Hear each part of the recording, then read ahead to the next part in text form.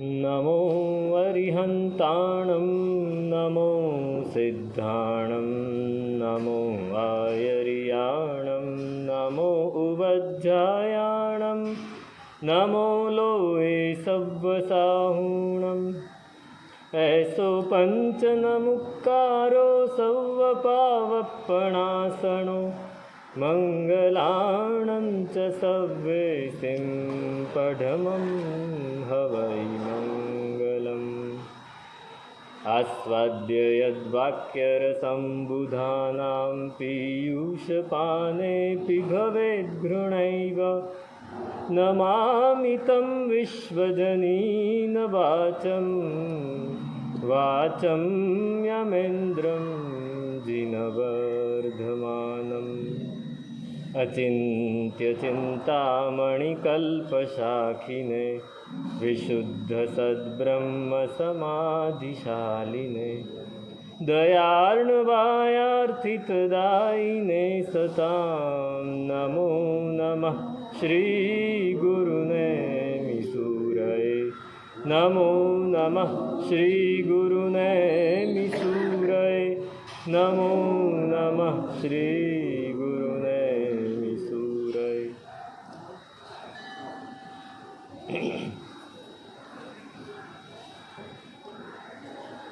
अवास्तवी विकल्प ही स्यात् पूर्णताब्धेरिवोर्मिभिः पूर्णानंदस्तु भगवान् स्तिमितो दधि सन्निभः। जेणे पूर्ण आनंद प्राप्त कर्यो छे अथवा जे पूर्ण आनंद ने ओळखी गयो छे अने ए पूर्ण आनंद ने प्राप्त करवा तरफ आगळ वधी रह्यो छे एनी परिस्थिति केवी होय अने जे मनथी एम मानी ले छे के हूँ पूर्ण छूँ एनी परिस्थिति केवी होय। गई काले एक दाखलो तो आप्यो शेनो दाखलो आप्यो तो गई काले याचितक मंडनम उधार लावेला घरेणा उधार लावेला घरेणा थी कोई पोतानी जातने पूर्ण माने छे पण ए पूर्णता क्यां सुधी होय ज्यां सुधी प्रसंग पत्यो नथी। प्रसंग पते एटले तरत ज पाछा आपी दे पूर्णता जती रहे। हवे કેટલાક લોકો એવા વિકલ્પોથી એમ વિચારે છે કે અમે પૂર્ણ છીએ અમે પૂર્ણ છીએ મારી પાસે આ છે મારી પાસે આ છે મારી પાસે આ છે એમ વિચારતા વિચારતા વિચારતા એમ થાય છે કે હવે મારી પાસે કાંઈ વાંધો નથી I am well set and well to do and all capable of all બધું જ કરવા માટે સમર્થ છું પણ એ ક્યાં સુધી રહે। અહીં દાખલો આપ્યો બહુ જ સરસ દાખલો આપ્યો છે અવાસ્તવી વિકલ્પ સ્યાત પૂર્ણતાબ્ધેરિવોર્મિભિઃ। સમુદ્રમાં મોજાઓ ઉછળી ઉછળીને આવે જ્યારે ભરતી હોય ત્યારે કેટલા મોજા આવે આમ ઉછળી ઉછળીને આવે। સુનામી હોય ત્યારે કેટલા મોજા આવે ઉછળી ઉછળીને આવે એટલે જાણે સમુદ્ર પૂર્ણ થઈ ગયો સમુદ્ર એ મોજાઓને લીધે પૂર્ણ થઈ ગયો એ જે મોટા મોટા તરંગો ઊભા થાય છે એને લીધે પૂર્ણ થઈ ગયો સમુદ્ર। જેવી ઓટ આવે પાછું બધું ઓસરી જાય બધું ઓસરી જાય। તિથલનો દરિયો છે ત્યાં મોટી દિવાલ બાંધી છે જ્યારે ભરતી આવે ત્યારે દિવાલ સુધી પાણી આવી જાય અને ઓટ આવે ત્યારે અડધો કિલોમીટર દૂર જતું રહે પાણી। તો સમુદ્ર એને લીધે પૂર્ણ થઈ ગયો એ મોજાઓને લીધે નહીં। એમ વિકલ્પોથી કોઈ પૂર્ણ થઈ શકતું નથી। નિર્વિકલ્પ બને તો પૂર્ણતા પ્રાપ્ત થાય। વિકલ્પોથી બહુ સરસ એક શ્લોક છે અશનમ મેં વસનમ મેં ભાર્યાચ મેં બંધુ વર્ગો મેં ઇતિ મેં કુર્વાણમ યમવૃકો નરાજમ ભક્ષયતિ।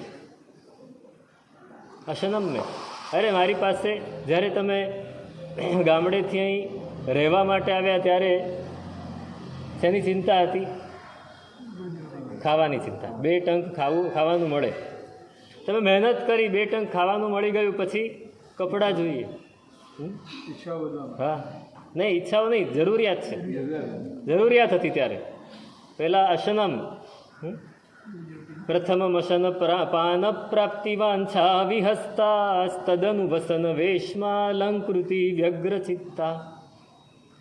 પરિણયનમપત્યા વાપ્તિમિષ્ટેન્દ્રિયાર્થાન સતતમભિલષંત સ્વસ્થતામ ક્વાશ્નુવીરન. શાંત સુધારસ ગ્રંથમાં પણ વિનય વિજયજી મહારાજ આ જ કહે કે સૌથી પહેલાં અશન અને પાનની ઈચ્છા થાય.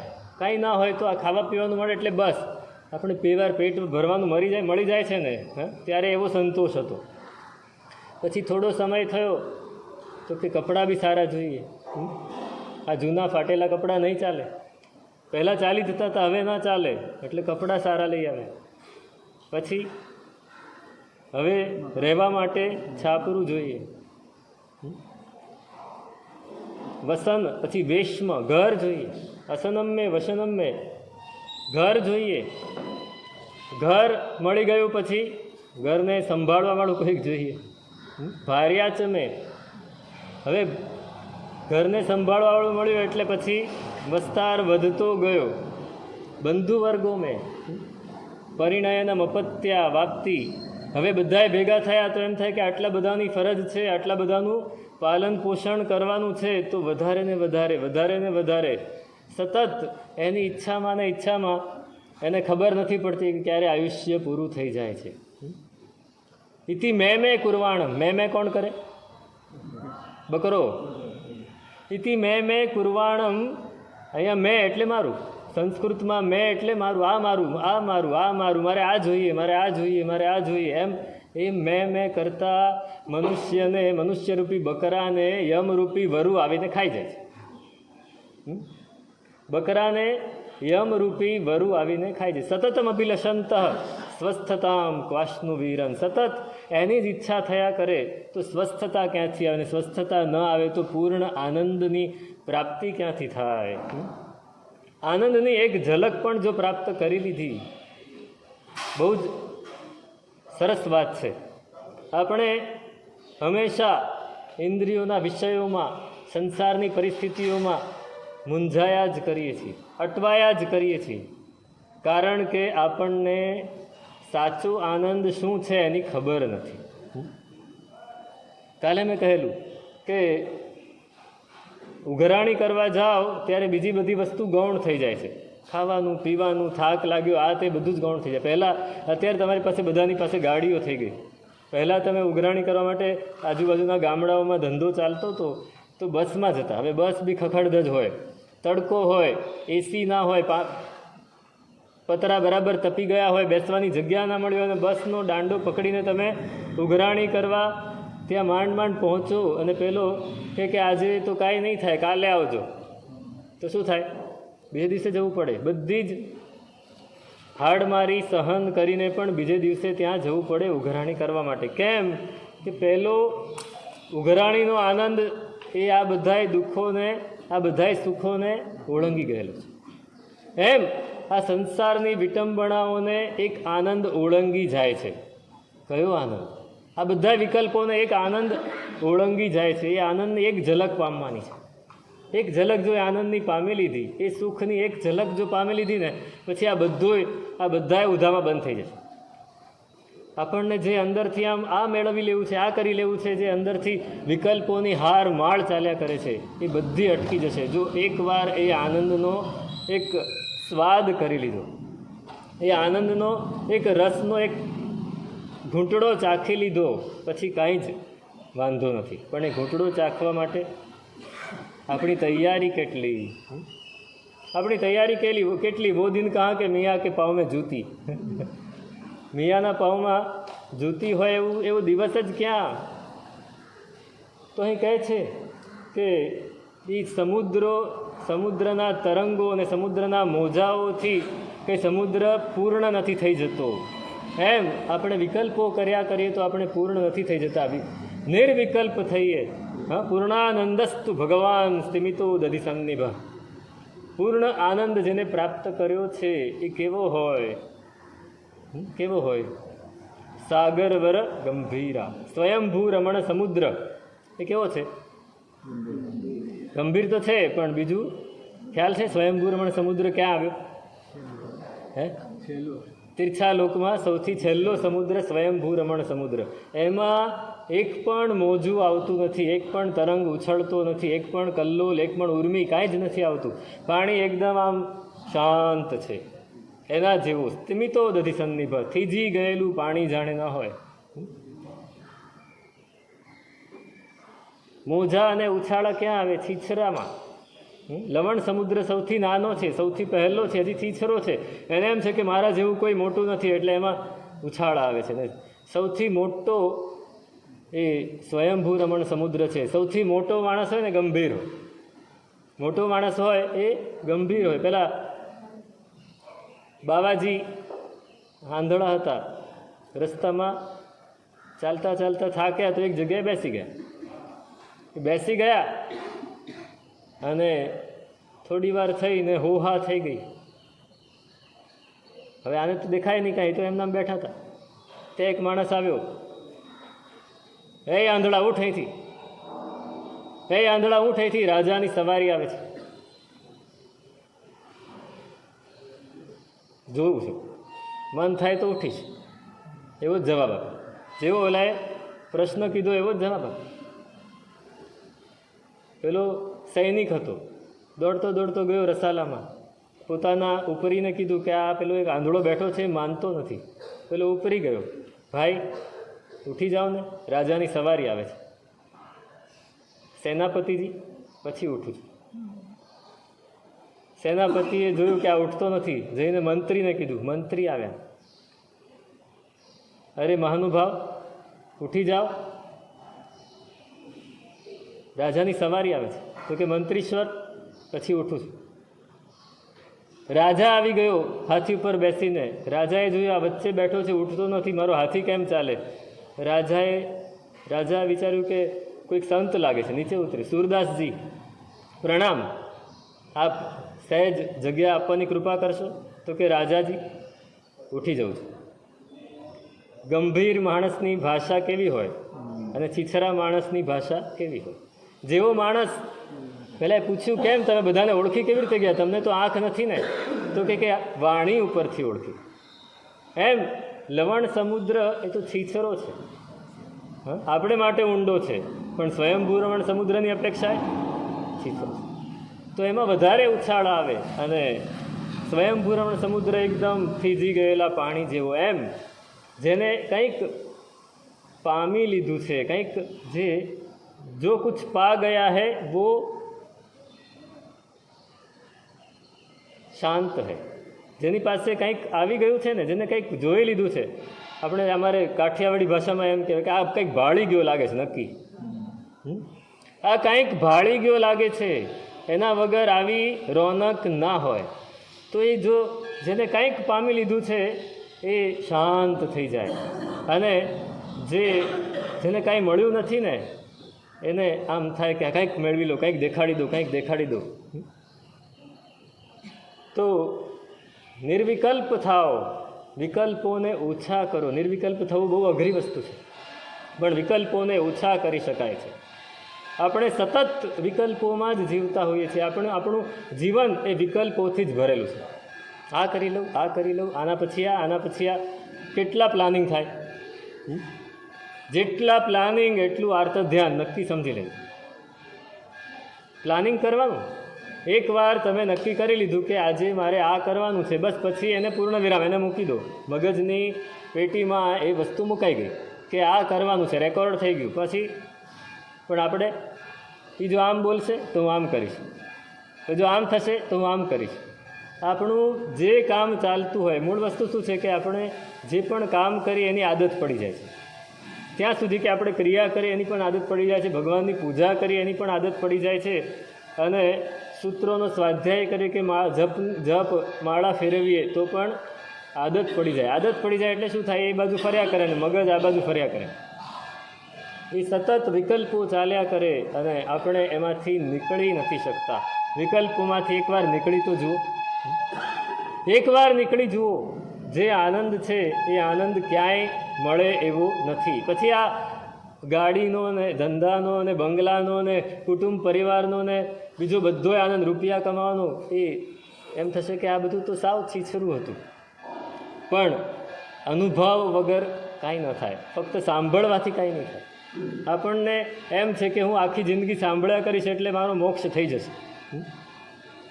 મોટા ભાગનું આપણું વર્તન એવું હોય છે કે હું આ ક્રિયા કરતો રહીશ એટલે હું ખૂબ આરાધના કરું છું, હું વ્યાખ્યાન સાંભળતો રહીશ એટલે મને જ્ઞાન મળી જશે, જ્ઞાન અને ક્રિયા બે ભેગા થઈ ગયા એટલે મારો મોક્ષ થઈ જશે. કાંઈ નહીં થાય. જ્યાં હતા ત્યાંના ત્યાં જ ગતિ થશે, પ્રગતિ નહીં થાય. એને માટે પુરુષાર્થ કરવો પડશે, નિર્વિકલ્પ થવું પડશે. એની અહીંયા વાત છે.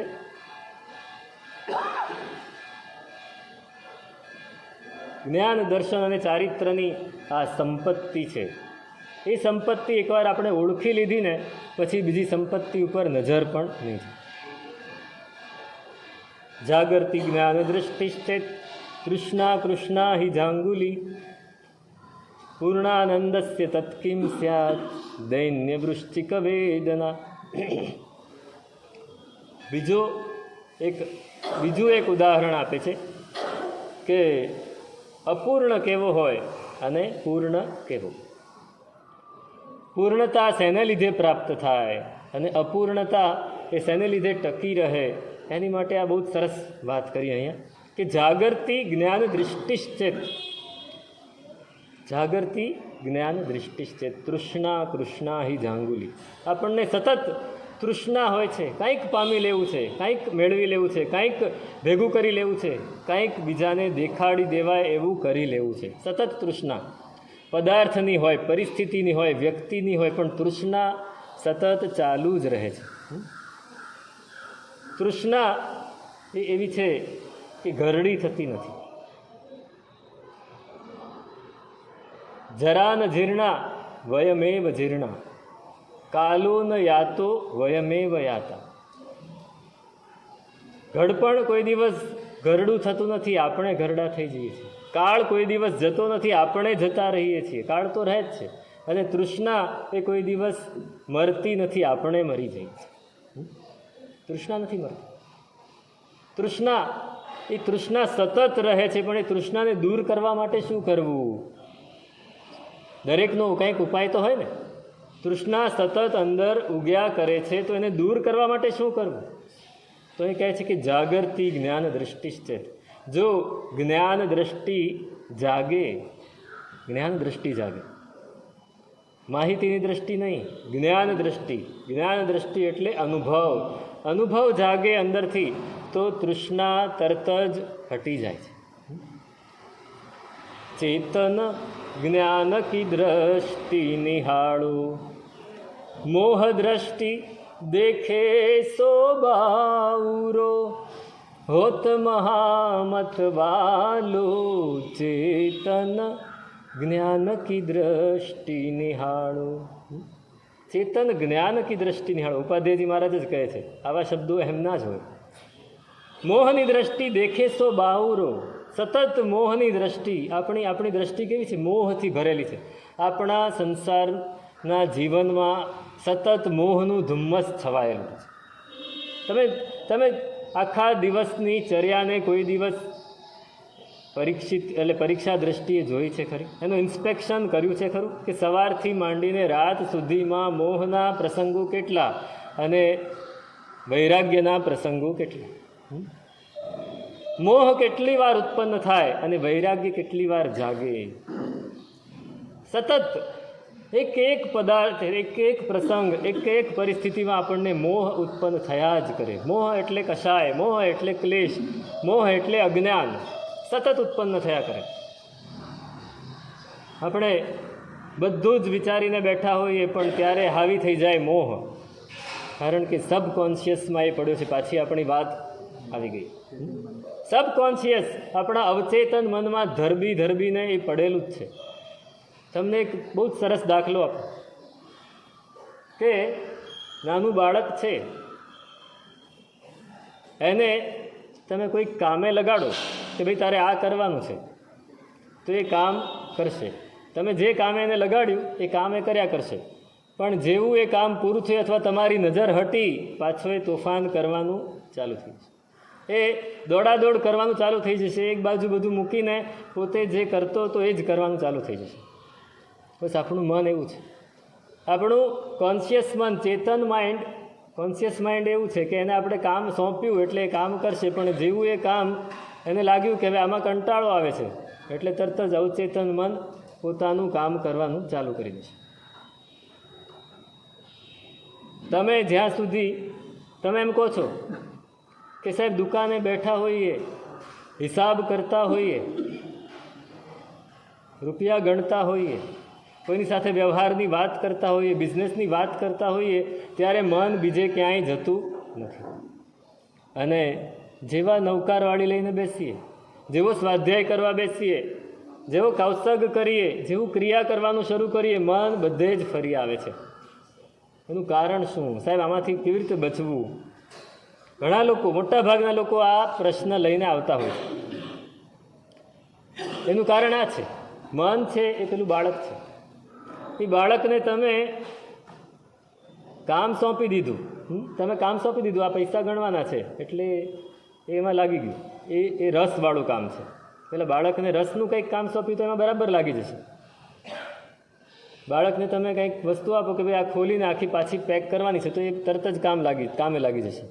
એમાં પછી બીજું કાંઈ જ યાદ નહીં આવે, ખાવાનું પણ યાદ નહીં આવે. રમવા માટે એને મોકલી દો, કેટલા વાગે પાછો આવે? એની મમ્મી બૂમ પાડીને થાકે, પણ એ આવે નહીં પાછો ઘરે. જોકે હવે તો જતો જ નથી, વિડીયો ગેમ લઈને બેસી જાય, એમાંથી કાઢવું એને ભારે પડે. તમે મોબાઈલ આપી દો, તમે ટીવી આપી દો, બસ મનને આપણે કંઈક આપી દીધું, મન એમાં લાગી ગયું. હવે અહીંયા તમે આવ્યા અને અહીંયા આવીને તમે નૌકારવાળી લઈને બેઠા એટલે મનને થાય કે આ તો કંટાળાજનક વસ્તુ છે. એટલે શું કરશે? ત્યાં એને સરસ ખોરાક મળી ગયો, એ ખોરાક મળ્યો એટલે ત્યાં સુધી એને વાંધો ના આવે. પણ એ ખોરાક તમે ઉપાડી લીધો ને હવે એને અહીંયા ઉપવાસ જેવો નૌકારવાળી ગણવાનો પ્રસંગ મૂકી દીધો. એ પરિસ્થિતિમાં મનને મૂકી દીધું એટલે મન શું કરશે? પોતાનું એની પાસે નાસ્તાનો ડબ્બો પડેલો છે, ભૂતકાળની અનેક વસ્તુઓનો નાસ્તો એની પાસે પડેલો છે, એ ભેગું કરતો જ જાય છે. ભવિષ્યકાળની અનેક કલ્પનાઓનો નાસ્તો એની પાસે પડ્યો છે, એ ડબ્બો ખોલીને બેસી જશે ને ખાવા માંડશે. એટલે નૌકારવાળી એક બાજુ રહી જશે અને તમે ભૂતકાળમાં કાં ભવિષ્યકાળમાં પહોંચી જશો. ભૂતકાળની સ્મૃતિઓ તમને યાદ આવ્યા કરશે કે પહેલાં સમજો કે અહીંયા કોઈ વ્યક્તિ આવી, એની સામે તમે જોયું અને પછી એના વિશે એક વિચાર આવે, બે વિચાર આવે, પછી બીજામાંથી ત્રીજો, બીજાની ઉપર આવે ચોથો, એમ તમે લાઈન લાગી જાય, તમને ખબર ન પડે ને અચાનક તમને યાદ આવે કે અરે હું તો આ કરતો હતો ને આ વિચારે ક્યાં ચડી ગયું.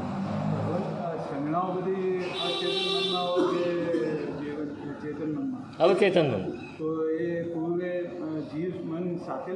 હા, સંસ્કાર બધા જ સાથે આવે.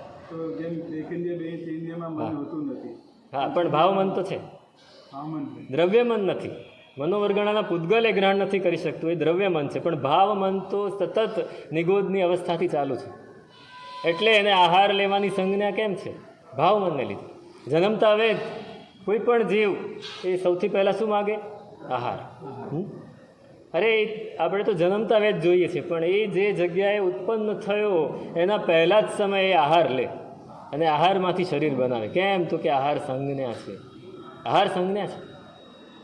તો એ ભાવ મન એ બધા જ સંસ્કાર સાથે લઈને આવે છે. કોઈ વ્યક્તિ સમજો કે બહુ જ સારો માણસ છે, પણ કંઈક વિરાધના કરી અને તિર્યંશ ગતિમાં ગયો, તો તિર્યંશ ગતિમાં જઈને સમજો કે કૂતરાની યોનિમાં ઉત્પન્ન થયો, તો કૂતરો બનીને એ શું કરશે? ભસવા માંડશે, કરડવા માંડશે. એ બધું ક્યાં? આ ભવમાં તો બહુ સારો માણસ હતો. નહીં, અનેક ભવના જે સંસ્કાર પડ્યા છે એ ભવ જેવો મળ્યો એવા એ જાગ્રત થઈ ગયા. એ જાગ્રત થઈ ગયા એટલે પેલો માણસ પેલો કૂતરો બની ગયો. હવે અહીંયા આપણી ઉપાશ્રયની અંદર પેલું કૂતરું આવી જાય છે, એને કોઈ દિવસ અહીં બેસવાનું મન થાય શાંતિથી? એ બધા એ આમ તેમ એ જોયા જ કરે. એને એ ખોરાક જ ગોતે, એને કંઈક નવું જોઈએ એટલા માટે આવે છે. એ કોઈ આરાધક આત્મા નથી એટલે આવી જાય છે. એને અહીંયા રાખો તો અહીંયા આવે, હોટલ હોય તો હોટલની અંદર ઘૂસે, ઘર હોય ખુલ્લું તો ઘરમાંય ઘૂસે, જે વસ્તુ ખુલ્લી હોય ત્યાં ઘૂસી જાઓ. તો આપણું મન, અવચેતન મન ત્યારે જાગૃત થઈ જાય છે અને ચેતન મનને એક બાજુ મૂકી દે છે અને પોતાનો ડબ્બો ખોલીને ભૂતકાળની સ્મૃતિઓમાં એ ઝોલા ખાયા કરે છે, કાં તો ભવિષ્યકાળની કલ્પનાઓમાં એને આનંદ આવ્યા કરે છે. શેખ ચલ્લી શું કરતો હતો? શેખ ચલ્લી શું કરતો હતો? વિચારો કરતો, હા, કલ્પનાઓ કરતો હતો, આમ કરીશ તેમ કરીશ. તૃષ્ણા, તૃષ્ણા. પતિ ને પત્ની બે ભેગા થયા અને વાતે વળ્યા. પતિ કે હમણાં ધંધો બહુ સારો ચાલે છે, ધંધો થોડો બરાબર વધે ને તો ઘરમાં એક બકરી લઈ આવી છે. શું? એક બકરી લઈ આવી છે. પત્ની કે હા બરાબર છે, બકરી લઈ આવી છે. પછી ધીમે ધીમે બકરીનો વિસ્તાર થશે, પછી 5-6 બકરી 10 બકરી થાય ને વેચી દઈશું. પછી થોડા ધંધાના પૈસા ભેગા થયા છે, આ બકરીના પૈસા ભેગા થાય તો આપણે એક ભેંસ લઈ આવશું. પછી એ ભેંસને બરાબર પાલન પોષણ કરશું. પછી ભેંસ જ્યારે દૂધ આપતી થાય ત્યારે દૂધ આપણે ભેગું કરી અને ઘરે જોઈતું એટલું વાપરીને બાકીનું બધું વેચી દઈશું. એમ બધી વાતો કરે છે. પછી જ્યારે રૂપિયા આવશે પછી આપણો દીકરો છે એ મોટો થશે, પછી એને પરણાવશું, પણ એને આ ફલાણી જ્ઞાતિ છે ને એમાં આપણે પરણાવશું. તો એની પત્ની કે ના, ફલાણી જ્ઞાતિ નહીં, આપણે આ જ્ઞાતિમાં પરણાવશું. બંને વચ્ચે ટસલ થઈ, ધીમે ધીમે ચર્ચા ઉગ્ર સ્વરૂપ પકડ્યું અને ઝઘડો થઈ ગયો. બંને મારામારી ઉપર આવી ગયા, નહીં આ જ્ઞાતિ, નહીં આ જ્ઞાતિ. એટલે જોરદાર ધાંધલ ધમાલ થઈ ગઈ. એટલે આજુબાજુવાળા બધા ભેગા થઈ ગયા. શું થયું? તો કે અમારા દીકરાને પરણાવવાની વાત ચાલે છે, મોટો થાય એટલે, પણ દીકરો ક્યાં છે? કઈ જ્ઞાતિમાં પરણાવવાની, પણ દીકરો ક્યાં છે? હજી તો ભેંસ નથી, હજી તો બકરી નથી ને તમે દીકરાને પરણાવવાની વાત કરો. બસ મન છે ને કે એનું ક્યાંય પહોંચી જાય. શેખ ચલ્લી છે. આ કોણ છે? અવચેતન. એ અવચેતન મનની અંદર તૃષ્ણા પડી છે. એ તૃષ્ણાને કાઢવી છે. શેનાથી જાય તૃષ્ણા? શેનાથી જાય? જ્ઞાન દ્રષ્ટિ. ચેતન જ્ઞાન કી દૃષ્ટિ નિહાળો, મોહ દૃષ્ટિ દેખે સો બાવરો. મોહ દ્રષ્ટિ જે જુએ છે તો ગાંડો છે. જ્ઞાની ભગવાનની દ્રષ્ટિ આપણે બધાય પાગલ છીએ. જ્ઞાની ભગવંત ઉપર બેઠા બેઠા જુએ છે કે આ બધા શું કરે છે, શું કરે છે. એમને આપણી પર કરુણા આવે છે. કેમ કે એમને ખબર છે કે હું પણ એક દિવસ આ જ હતો, પણ આ ક્યારે અહીંથી નીકળશે એ આપણી પર કરુણા વરસાવ્યા કરે છે કે ક્યારેક એને કરુણાનો એક છાંટો અડી જશે અને એ બહાર નીકળી જશે. જ્ઞાન દ્રષ્ટિની એક ક્ષણ આવી જશે, એક ક્ષણ આવી જશે. જ્ઞાન દ્રષ્ટિ એટલે શું? હવે એ પણ પાછું જોવાનું છે. જ્ઞાન દ્રષ્ટિ એટલે આપણને જીવ વિચાર આવડી ગયા એ જ્ઞાન દ્રષ્ટિ, નવતત્વના નામ આવડી ગયા એટલે જ્ઞાન દ્રષ્ટિ નહીં. એ તો જ્ઞાન થયું, ફક્ત બોધ થયો, ફક્ત માહિતી, ફક્ત ઇન્ફોર્મેશન કે આ નવતત્વ છે. એને જ્યારે આપણે અનુભવીએ, એને અનુભવીને આપણા જીવનમાં એને એપ્લાય કરીને આપણે જાગૃત થઈએ. શું થઈએ? સાવધાન થઈએ, ઉપયોગવાળા થઈએ. ઉપયોગ જો જીવના 6 લક્ષણ છે. નાણમ ચ દંસણમ ચેવ ચરિત્તમ ચ તભૂત વીર્યમ ઉવ ઓગોય એયમ જીયસ્સ લક્ષણમ. નવતત્વની આ ગાથા છે. જીવના 6 લક્ષણ છે. કોઈ તમને પૂછે જીવના લક્ષણ કયા, તો યાદ રાખજો જ્ઞાન. અજીવમાં આ લાકડામાં જ્ઞાન છે? નથી. આ લાકડું જ્યારે વૃક્ષના થડ રૂપે હતું ત્યારે એમાં જ્ઞાન હતું, પણ નિર્જીવ થઈ ગયું પછી એમાં કોઈ જ્ઞાન નથી, એમાં કોઈ દર્શન નથી.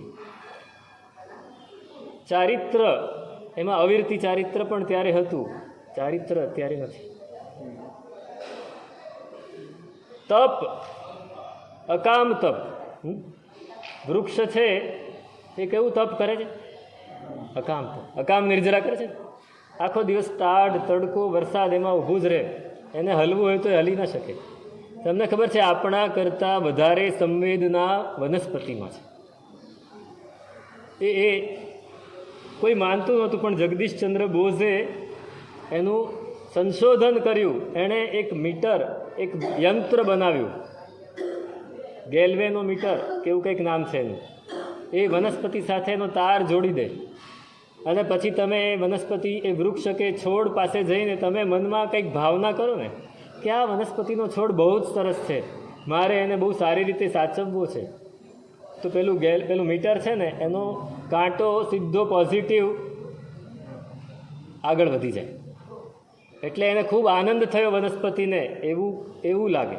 અને ત્યાં જ જઈને તમે એવું વિચારો કે આ વનસ્પતિ નકામી છે, કાપીને હમણાં ટુકડા કરી નાખો, તો એ ડરી જાય, નેગેટિવ બાજુ વળી જાય. આ એની સંવેદના છે. કોણ બોલે છે?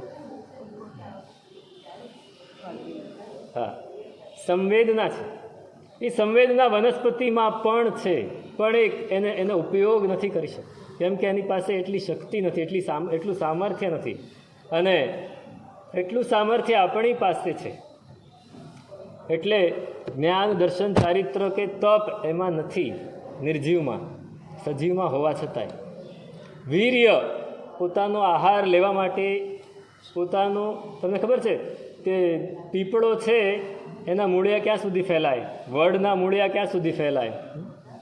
કબીર વડ જોયો છે ને, હા, કેટલો મોટો છે. અમે રસ્તામાં વિહાર કરતા આવીએ અને વડ જોઈએ તો વડમાંથી વડવાઈઓ નીકળે ને નીકળે, પાછી વડ એને પાછી જમીનમાં નાખતો જાય અને પોતાનો વિસ્તાર વધારતો જાય. એક વડનું મુખ્ય થડ હોય એની આજુબાજુમાં 50 થડ નવા થઈ ગયા હોય. એક જ વૃક્ષ, એમાં મુખ્ય કવિએ ગોતવું પડે, અને એ પોતાનો વિસ્તાર વધારતો જાય. આ શું છે? કંઈક કરવું છે એટલે વીર્ય, પોતાની શક્તિનો ઉપયોગ કરે છે. આ બધું જ છે. અને એની ઉપર છઠ્ઠું લક્ષણ છે ઉપયોગ. ઉપયોગ, જ્ઞાન ખરું, દર્શન ખરું, પણ એનો ઉપયોગ, એ બંનેને જ્યારે આપણે વાપરીએ ત્યારે એનો ઉપયોગ કહેવાય. વાપરીએ એટલે સાવધાન રહીએ, જાગૃત રહીએ. જ્ઞાનોપયોગ અને દર્શનોપયોગ. મને આ દેખાયું પણ મારું ધ્યાન નથી તો મારો ઉપયોગ નથી. તો મને દર્શન આવ્યું પણ દર્શનનો ઉપયોગ ના આવ્યો. મને કંઈક જણાયું પણ મારો ઉપયોગ નથી. મને જણાયું કે સામાયિકમાં સમતાનો લાભ થાય છે, પણ હું સામાયિકમાં સમતાનો લાભ પ્રાપ્ત નથી કરતો, ઉપયોગ કરતો નથી. મને જ્ઞાન છે એનો ઉપયોગ નથી કરતો, તો હું દ્રવ્યથી સામાયિક થઈ ગયો. સામાયિક દ્રવ્યથી ને ભાવથી. ભાવથી સામાયિક એટલે શું? જે સામાયિક શબ્દનો અર્થ જાણે અને એના ઉપયોગમાં વર્તે. આપણે તો ઉપયોગ શબ્દને એવો નીચે ઉતારી દીધો કે કોઈ બહુ અવાજ કરતો તો કે ઉપયોગ. ઉપયોગ એવી આદત પડી જાય ને કે અમારે એવું થયું હતું, અમે ગોધરા ચોમાસું હતા અને ત્યાંના એક શ્રાવક, એને વારંવાર આવી રીતે કોઈ પણ વ્યાખ્યાન, કોઈ પણ પ્રસંગ હોય, કોઈ અવાજ કરતો હોય તો ઉપયોગ ઉપયોગ બૂમ પાડે. એમાં એક દિવસે ભાઈ ખબર નહીં અને શું થયું, એના મિત્રો આવ્યા ને કે ચાલને મૂવી જોવા જઈએ, સિનેમા. થિયેટરમાં ગયા. હવે થિયેટરમાં કંઈક દ્રશ્ય હોય તો લોકો બધા બૂમો પાડતા, ઊભા થઈને કે ઉપયોગ. ટેવ પડી ગઈ, ટેવ પડી ગઈ. એ ઉપયોગ નહીં. ઉપયોગ એટલે સાવધાની, ઉપયોગ એટલે જાગૃતિ, જ્ઞાન દ્રષ્ટિ. જ્ઞાન દ્રષ્ટિ જ્યારે આપણામાં જાગે છે ત્યારે તૃષ્ણારૂપી કૃષ્ણ સર્પ, તૃષ્ણારૂપી કૃષ્ણ એટલે કાળો સાપ છે, એને દૂર કરવા માટે, એનું ઝેર હરવા માટે ગારુડી મંત્ર જેવી જ્ઞાન દ્રષ્ટિ છે. એ જ્ઞાન દ્રષ્ટિ જ્યારે જાગે છે ત્યારે એ પૂર્ણ આનંદની શરૂઆત થઈ જાય છે. અને પૂર્ણ આનંદની શરૂઆત થાય ત્યારે એને કોઈ દિવસ દીનતા નથી આવતી. હાય મારી પાસે આ નથી, હાય મારે આ મેળવવાનું રહી ગયું, આ મારી સાથે ન બોલીને ગયો, નક્કી એના મનમાં કંઈ હશે તો એના મનમાંથી હું કેવી રીતે કાઢીશ? આપણા મનમાં આખા દિવસમાં આવા કેટલા વિકલ્પો આવે. સમજો કે તમારો બહુ જ ગાઢ સંબંધી બિઝનેસમાં કોઈ વ્યક્તિ છે અને એની સાથે તમે રોજ કંઈક કામ પાડો છો, વેપારનો ધંધો ને બધું કરતા હો, ને એક દિવસ એને કંઈક કામ આવી ગયું, એને કંઈક ટેન્શન છે ને તમારી સામે જોયા વગર એ જતો રહ્યો, તો તમને કેટલું બધું ટેન્શન થાય. આ દીનતા છે. આ જ છે દીનતા. દીનતા કયા કયા સ્વરૂપે આપણી પાસે આવે છે આપણને ખબર નથી. આપણને ખબર નથી. પણ જેની જ્ઞાન દ્રષ્ટિ જાગી ગઈ, તૃષ્ણા જ નથી રહી જેના જીવનમાં, એને દીનતા નહીં આવે. એટલે કહે છે કે પૂર્ણાનંદસ્ય તત્કિમ સ્યાત દૈન્ય વૃશ્ચિક વેદના. પૂર્ણાનંદ, પૂર્ણ આનંદની એક ઝલક પણ પામી લીધી, એને દૈન્ય, દીનતારૂપી વીછીની વેદના એને થવાની નથી. કારણ કે એની પાસે તૃષ્ણારૂપી કાળા સર્પને, એના ઝેરને દૂર કરવાનો મંત્ર આવી ગયો છે. હવે સાપના ઝેરને દૂર કરવાનો મંત્ર આવી ગયો હોય તો વીછી કરડે તો શું લેવા દેવા? કોઈ ડર નથી. હવે વીછી કરડે તો કોઈ ડર નથી. એવું હોય છે કે સાપ કરડે ને, કોઈ માણસને સાપ કરડ્યો, હવે એ ઝેરી હતો કે બિનઝેરી છે ખબર નથી, તો એ કેવી રીતે જાણે? ખબર છે? ગામડાના લોકોને ખબર હોય કદાચ. એ એ કેવી રીતે જાણે કે આને સાપ જે કરડ્યો તો એ ઝેરી છે કે બિનઝેરી છે? હે, લીમડો ખાવ જો. હા, લીમડાના પાન એને ખવડાવે. જો એ મીઠો લાગે તો સમજવું કે ઝેર ચડ્યું, અને જો એ કડવો લાગે તો સમજે કે આ ઝેર ચડ્યું નથી. સંસારના સાપનું ઝેર, મોહરૂપી સાપનું ઝેર, તૃષ્ણારૂપી સાપણનું ઝેર સતત આપણને લાગતું રહે છે, ચડતું રહે છે. પણ જો જ્ઞાન દ્રષ્ટિ હોય તો એ ઝેર ચડતું નથી. જ્ઞાન દ્રષ્ટિ હોય તો એ ઝેરી નથી હોતું. એ તૃષ્ણા કદાચ આવી તો પણ ઝેરી નહીં હોય, એટલે તરત જ એમાંથી સ્વસ્થ થઈને બહાર આવી જશે. દીનતા આવી પણ તરત જ બહાર આવી જશે. અને જો એ ઝેરી હશે તો એમાં લપટાઈ જશે, એમાં ફસાઈ જશે, અને ક્યાં એ જતો રહેશે એની ખબર નથી. મમ્મણ શેઠ, એને શું થયું? મમ્મણ શેઠને શું થયું? જેવું પુણ્ય શાલીભદ્રના જીવ સંગમ ભરવાડના દીકરાએ બાંધેલું, એવું જ પુણ્ય મમ્મણ શેઠના જીવે પણ બાંધે. એટલું જ પુણ્ય, એટલા જ ભાવથી, પુણ્યાનુબંધી પુણ્ય. એક લાડવો વરાવ્યો, એટલા ભાવથી વરાવ્યો કે એને અઢળક અગણિત સંપત્તિ પ્રાપ્ત થાય, અને એના છેડે એ બધું જ છોડીને સંસારમાંથી પણ પાર ઉતરી જાય. એટલું બધું પુણ્ય બાંધે, એટલું બધું પુણ્ય બાંધે. પણ એક વ્યક્તિ એવી મળી ગઈ, એક મિત્ર જેને કુમિત્ર કહી શકાય, એક પાડોશી જેને કુપાડોશી કહી શકાય, એવો એ મળી ગયો. અને એણે શું કર્યું? રવાડે ચડાવી દીધું. જો આપણું ઠેકાણે ના હોય તો કોઈ પણ આપણને રવાડે ચડાવી દેશે.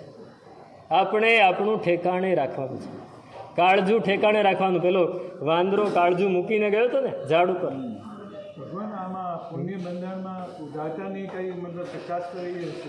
નહીં, એને પુણ્ય તો પૂરેપૂરું બાંધી લીધું, પણ પાછળથી એને જે એ માગી લીધું પાછું, અને માગ્યા પછી ન મળ્યું એટલે જે અંદર સંતાપ કર્યો, આર્ત ધ્યાન કર્યું, એને લીધે પુણ્યાનુબંધીમાંથી પાપાનુબંધી પુણ્ય થયું. પુણ્ય તો રહ્યું જ, પુણ્ય નિકાસિત થઈ ગયેલું, એટલે પુણ્ય ગયું નહીં, પણ એનો અનુબંધ એ પુણ્યને બદલે પાપનો પડી ગયો. અને પાપનો અનુબંધ પડ્યો તો કેવો પડ્યો? શાલીભદ્રને જુઓ અને મમ્મણ શેઠને જુઓ, બંને એક જ સમયે એક જ નગરમાં ભગવાનની હાજરીમાં હતા. અને એક એ સર્વાર્થ સિદ્ધ વિમાનમાં પહોંચે છે, અને એક 7મી નરકે પહોંચે છે. બંનેનું પુણ્ય સરખું. સંપત્તિ કેવી? શાલીભદ્રની એક વીંટી એ શ્રેણીક રાજાના આખા રાજ્યમાં ના મળે, એના આખા ભંડારમાં ના મળે. અને મમ્મણ શેઠ પાસે રહેલું એક રત્ન એ પણ આખા રાજ્યમાં ના મળે, અને રાજના ભંડારમાં પણ ના મળે. છતાં એ કરે છે શું? કાળી મજૂરી. 4 જણા છે, પિતા, માતા, પુત્ર અને એની પત્ની. 4 જણા માટે આખા દિવસમાં ખાવાનું શું? તો કે 1 મુઠ્ઠી ચોળા. ચારેને 1 મુઠ્ઠી ચોળા મળી જાય બાફેલા. એમાં તેલની બોટલ હોય, શીશી, એમાં સળી બોળી, અને જેટલું તેલ સળી ઉપર આવે એટલું ચોપડી દેવાનું અને ખાઈ લેવાનું. એ સિવાય કાંઈ જ નહીં. આખા દિવસમાં કાંઈ નહીં. કપડાં વર્ષો સુધી એકની એક જ જોડ ચલાવવાની, બીજી જોડ પણ ના મળે. કરવાનું શું? તો કે ભેગું કરવાનું. એ દિવસે વરસાદ ખૂબ પડ્યો, નદીમાં પૂર આવ્યું છે, અને વીજળીઓ થાય છે, અને શ્રેણીક રાજા ગોખમાં ઊભા જુએ છે કે કેવો વરસાદ છે, અને એમાં વીજળીનો જોરદાર ચમકારો થયો, અને નદી વહે છે, પૂર આવ્યું છે. એમાં કોઈક માણસ કૂદ્યો, લાકડું ખેંચીને બહાર આવ્યો.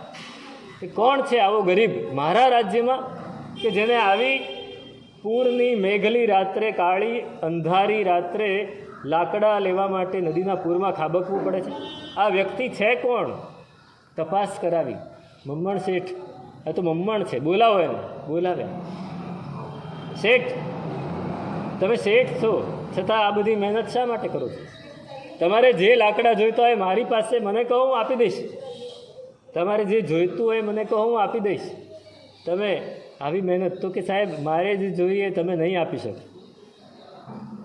આપણને ખબર છે શું છે એની પાસે? 2 બળદ છે. કે મારે 2 બળદ છે, એમાં એક બળદનું શીંગડું નથી થતું, એ શીંગડું મારે જોઈએ છે. કે કયું શીંગડું? તો કે જુઓ, લઈ ગયો. રાજાની ઉપર વિશ્વાસ છે એટલે રાજાને પોતાને ત્યાં લઈ ગયો અને દેખાડ્યા.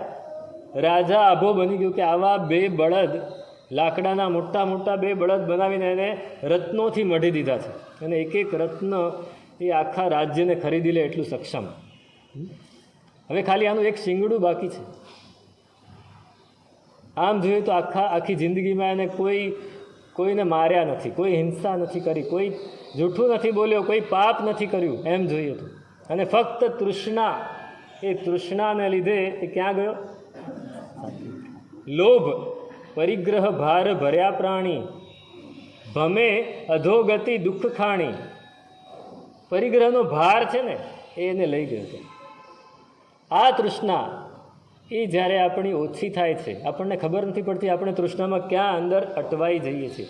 જ્ઞાન દ્રષ્ટિ આવે, આપણો ઉપયોગ જાગે, આપણે સાવધાન થઈએ, આપણે જાગૃત થઈએ કે જેટલું છે એટલું ભલે રહ્યું પણ તૃષ્ણા નથી કરવી, ત્યારે આપણે કંઈક આગળ વધી શકીશું. તો અહીં કહે છે કે પૂર્ણ આનંદની એકાદ ઝલક જ્યારે તૃષ્ણા ઓછી થાય ત્યારે મળે છે. એ પૂર્ણ આનંદ હજી પણ 2-3 દાખલા, 2-3 દૃષ્ટાંત આપે છે આગળ. પૂર્ણ આનંદ કઈ રીતે પામવો અને એ પામેલાની પરિસ્થિતિ કેવી હોય તેનું શું સ્વરૂપ તે અગ્રે અધિકાર વર્તન.